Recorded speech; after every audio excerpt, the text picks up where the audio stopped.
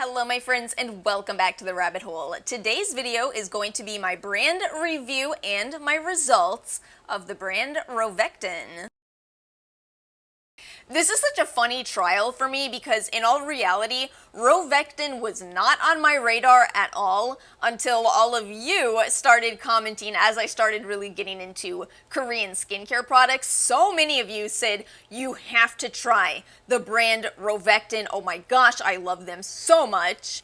So I did. I bought a bunch of Rovectin products, and I'm here with a trial for you. I think for this video, let me just give you a spoiler in advance that it did go very well for me. I do quite like this brand, so I think what we'll do, since I don't have a lot of cons to point out in this particular video, we'll just kind of start with an intro about what Rovectin is. We'll move into my experience, and then I'll take you through the routine that I've been using. Okay, let's go ahead and start with an overview. So, a lot of people call this a brand for sensitive skin, and I absolutely agree. I'm going to kind of touch on why as we talk about the basics around the brand, but I also want to make sure I emphasize that this is a clean and cruelty-free brand. It's a little more difficult to find those, or at least that type of phrasing, in brands that are based out of Korea. Clean beauty. I don't hate clean beauty. I do very heavily dislike misinformation. I don't like fear-mongering, but I don't mind if a brand wants to call themselves clean and offer, in particular, like this brand does, much more affordable options for people who do prefer clean beauty. I actually think that's great. Anytime I do talk about a clean brand, I do like to look through their Instagram account and see, if they've done any of this, if they've done any of the fear-mongering, if they've done the whole, if you don't buy our products, well, you know what's going to happen to you. But no, just like some of my other favorite clean brands, I haven't seen anything like that. Y'all listen, I saw a clean makeup brand do this the other day. They were going off on Instagram about how not clean products cause your pores to close. I am not even good at Instagram at all, but I cannot tell you how quickly I found that unfollow button. You would think I designed and made the Instagram app. I was gone from that company so quickly. I can't stand that kind of nonsense. But yeah, I don't see anything like that with Rovectin, so, I respect it. The prices on these products are very fair. In fact, it's something that they stamp on the side of their boxes. They're very proud to have fair prices. No added fragrance, so you won't see the word fragrance on their products. In fact, with some of them, they talk about how they don't have synthetic fragrance. Another aspect of clean beauty. Now here's the thing, I know that this is kind of a tense issue at some times, but I don't mind this. I'd much rather, as somebody who does have an allergy to a natural fragrance ingredient, I'd still rather companies write out the ingredients than just get away with that loophole of using the word fragrance. With having my allergy, I need that kind of transparency, so I do appreciate that. Yeah, synthetic fragrance, I don't think it's necessarily bad, and if you are prone to allergies like my own, you may still prefer synthetic fragrance. But, it's all to each their own. That's my stance on my channel. I really think, just do what works for you. Use what works for you. This brand also has a lot of emphasis on healing. Let me tell you, there's actually something on their website where they talk about how skincare is a journey. I talk about that. Skincare absolutely is a journey. Agree 100%. When it comes to using actives, most likely you can expect that somewhere along your journey, you're probably going to overdo them. The road to hell is paved with The Ordinary's 30% peeling solution. And not if, but when this happens to you, you will be real grateful for brands that emphasize healing your skin. And then finally, they say on their website that their products have a low risk of allergic reaction. I just want to hug them for that. So many brands like to use words like non-irritating or non-comedogenic, and the problem I have with those words or phrases is that they're a little bit too black and white, in my opinion, because allergies really are this incredibly confusing, extraneous variable that comes in anytime we're talking about skincare, so it's never our products are safe for every person.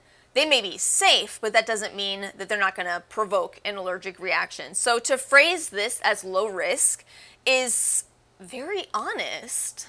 And that's what I look for in skincare brands. I want my skincare brands, my favorite skincare brands, I want them to be as honest as they possibly can. You know, it's a It's a middle ground they have to find because they do want to promote and market their products, but I don't think you need to be dishonest in any way in doing that. So basically what I'm saying here in conclusion in my intro is I really respect Rovectin.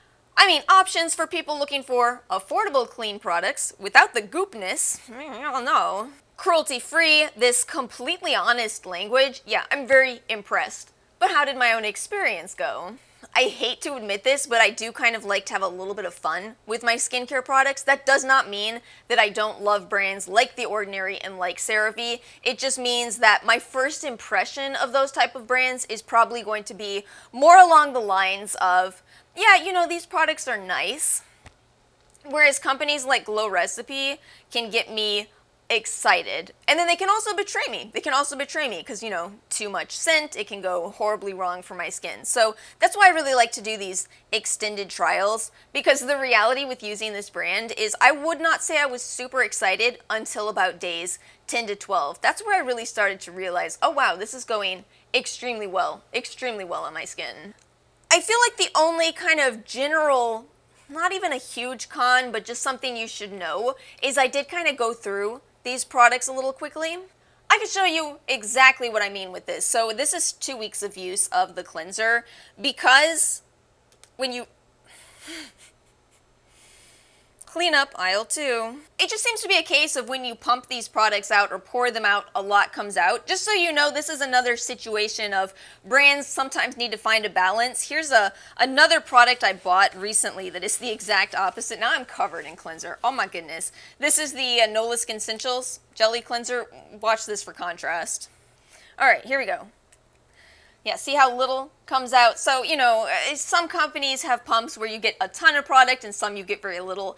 This is one of the ton of product brands. So I kind of prefer that because you can get to a point of controlling it. I just didn't. So let's get into my Rovectin skincare routine, what I've been doing for the past 2 weeks. I'm going to talk about their whole double cleansing method together because that is what I've been doing. So I've talked a lot on this channel about how I often use micellar waters and do not rinse them off. However, a really important detail with the way that I approach that is I make sure to use micellar waters that have a no rinse technology. Since Rovectin didn't actually claim that anywhere on their website, I sent them a DM and they did respond to me very quickly, by the way, and they told me that they don't recommend it's used in that way. They recommend that you rinse afterward. This is, of course, what the vast majority of people do with micellar water, is use it in place of a cleansing oil or a cleansing balm.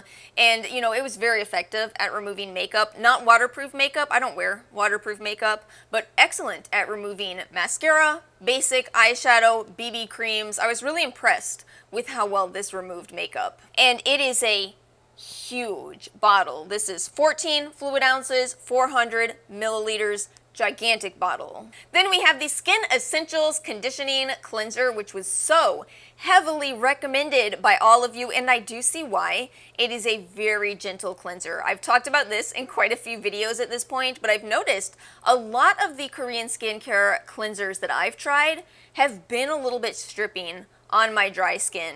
This one is not. It is very gentle. You do still get a little bit of a foaming effect, which actually makes it a great choice to pair with a Foreo or other cleansing tools. It contains Cica amino acids, multiple forms of hyaluronic acid, which I think just all comes together to make a nice humectant-rich cleansing formula, which is why I think it's very gentle. Okay, moving on to the Cica Care Purifying Toner. I feel like this is actually kind of quite underrated from this brand. I actually really enjoyed this. Maybe I'll mention this really quickly at this point in the video. I only got one of these. This is the Dr. Mask Cica Sheet Mask. I liked it, but I also kind of felt like it may not be as popular of a product. It does have alcohol listed as the third ingredient. Granted, this one is made for breakout-prone skin, but because of the alcohol content, because of the lavender in here, I kind of felt Also the eucalyptus, which I just now noticed. I kind of feel like this maybe isn't the best choice for everyone. However, the Cica Care Toner, this one does have some jasmine extract in it, not to be confused with the essential oil, but nonetheless, not everybody will be able to use it. But no added alcohol, no added fragrance. With the word fragrance, we do have some vanilla in here, which I try to point this out all the time. It gives it a very light vanilla scent, but it does give it some antioxidants. So yeah, I actually have a good reason I started going through this one so quickly. This is fantastic paired with the compressed sheet masks. Those compressed sheet masks, I'll put a video up showing you how that works. Those fill up in the presence of liquid, so it's a little harder to use those with a thicker product, but it worked so well with this that for me personally, I see no reason to repurchase the sheet masks. Just for me, I'll stick with this. And continue to DIY my own sheet masks. I don't know why more people don't talk about that. DIYing your own sheet masks is game-changing and way less waste also. Since this is in their Cica line, let's really quickly talk about what Cica does. I will make sure to have a citation in the description box below of a literature review on Cica. I highly recommend that if you really want to approach skincare from a scientific perspective, don't just Google ingredients, because those articles like, Glamour, any of those magazine articles, those can have mistakes in them. A published literature review is written by a team of scientists covering past studies that have been done on that particular ingredient or topic, and it's peer-reviewed, so it's checked for mistakes. So that is always a better place to get your information than a Google search. But anyway, as far as what Cica does, it's an anti-inflammatory ingredient. It is recommended for acne-prone skin. However, as somebody who has dealt with acne, I would recommend you don't rely on it entirely on its own. I think it is a wonderful complement to ingredients like salicylic or benzoyl peroxide. But there's also a lot of work that's been done on Cica in terms of wound healing, and it has extra benefits on top of that, where it actually has anti-aging benefits. It's been shown to increase the production of collagen, specifically type 1 collagen, which is the type we lose over the course of our lives, and also hyaluronic acid production. So it's kind of this incredible anti-inflammatory and anti-aging ingredient. This is also rich in panthenol, a soothing ingredient, medecicoside, which is actually a constituent of the Cica ingredient, Hatunia cordata extract, I think I'm saying that correctly. It's more easy for me to say chameleon plant. Overall, I would characterize this as a soothing toner, which is really nice to have in your collection, so I actually think this will be one that I do see myself sticking with. Probably the most well-known product from Rovectin, the Skin Essentials Activating Treatment Lotion, aka their Essence. This one does stand out. This one absolutely stands out. What a wonderful essence. If you're familiar with the Hada Labo essence, this is very similar to that, but maybe even thicker. I do think I liked this more. I think I liked this more than the Hada Labo. So let me show you the viscosity of this.